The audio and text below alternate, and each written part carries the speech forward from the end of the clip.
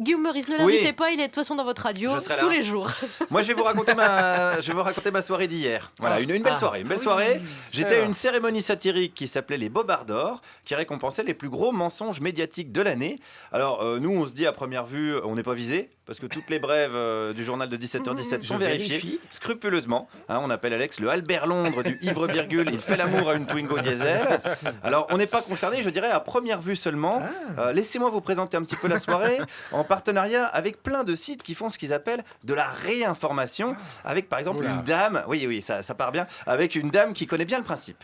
Mais moi, je reçois des journaux de réinformation depuis 20 ans. Je suis une très vieille de la réinformation. Mais qu'est-ce que c'était les journaux de réinformation il y a 20 ans?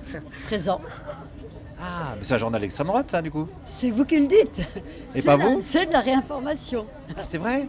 Ça veut dire qu'ils disent des choses qu'on ne trouve pas ailleurs? Il y a une vision à porter, voilà. Voilà, au journal présent, il y a une vision, ça c'est indéniable. Alors les lunettes datent un petit peu, la première devise du journal était quand même Dieu, famille, patrie. Même Pétain aurait été un petit peu gêné de la formule, mais c'est un journal, donc a priori, de réinformation, et il était partenaire de la soirée d'hier.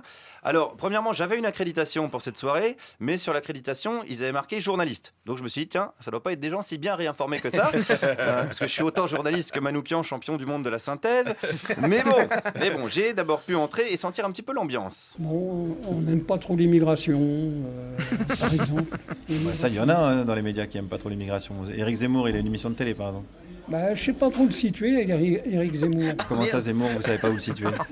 Je sais pas dire. Non, difficile à situer, Éric Zemmour, on ne sait pas, c'est vrai. Est-ce qu'il est à droite de Gollnisch, à l'extrême droite de Marion Maréchal Le Pen, qui était là d'ailleurs hier soir pour la cérémonie? Quand je vous dis que c'était une belle soirée, je vous mens pas.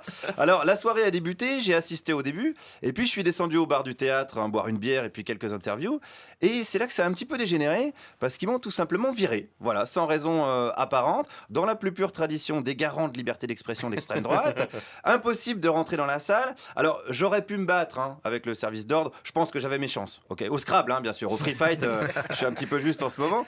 Alors, je suis quand même resté devant la salle toute la soirée jusqu'à la fin. Ce qu'il faut retenir, c'est que pour les spectateurs des Bobards d'Or, la presse est sous contrôle, mais pas de n'importe qui. La presse n'est pas libre et elle est anti-nationale. Elle n'est pas anti-marxiste, elle n'est pas anti-théorie de gauche. Vous trouvez ça vraiment? Je trouve que c'est une évidence. Regardez qui subventionne les médias en France et quelles sont les cibles des médias. Alors, bonne question. Qui subventionne les médias? On le sait. Que des marxistes-léninistes, le camarade Dassault, camarade Lagardère, le camarade Pigasse, enfin l'international du prolétariat ouvrier, quoi. Et quant aux cibles, c'est vrai que ce sont les nationalistes.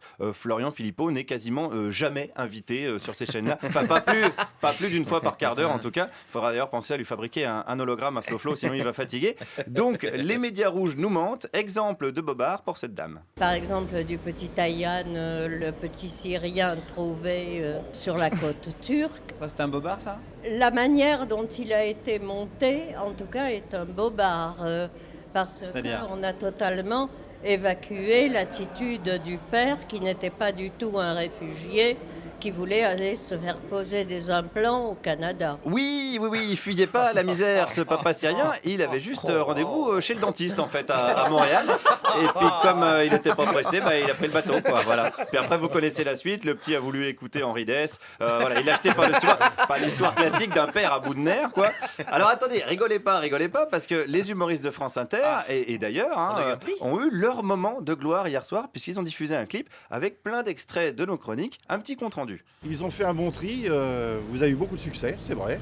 Moi? Oui, mais je me demande si vous n'avez pas eu un Bobard de bronze. J'ai eu un Bobard de bronze, moi? Oui, il me semble. Oui. Ah bah merde, j'étais même pas dans la salle en plus. C'est con.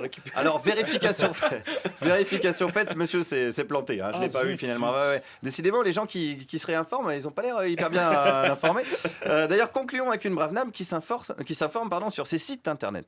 Sur internet, on arrive quand même à trouver des vérités.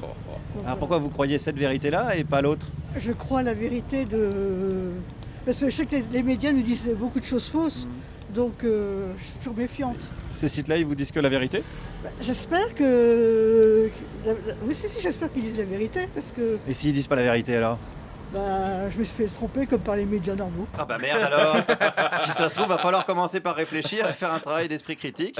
Bon, bienvenue quand même dans l'ère de la post-vérité, celle où Donald Trump deviendrait bientôt président de SOS Racisme, celle où Florian Philippot pourra dire 12 conneries en même temps, et celle où l'extrême droite française se cache sous des cérémonies rigolotes.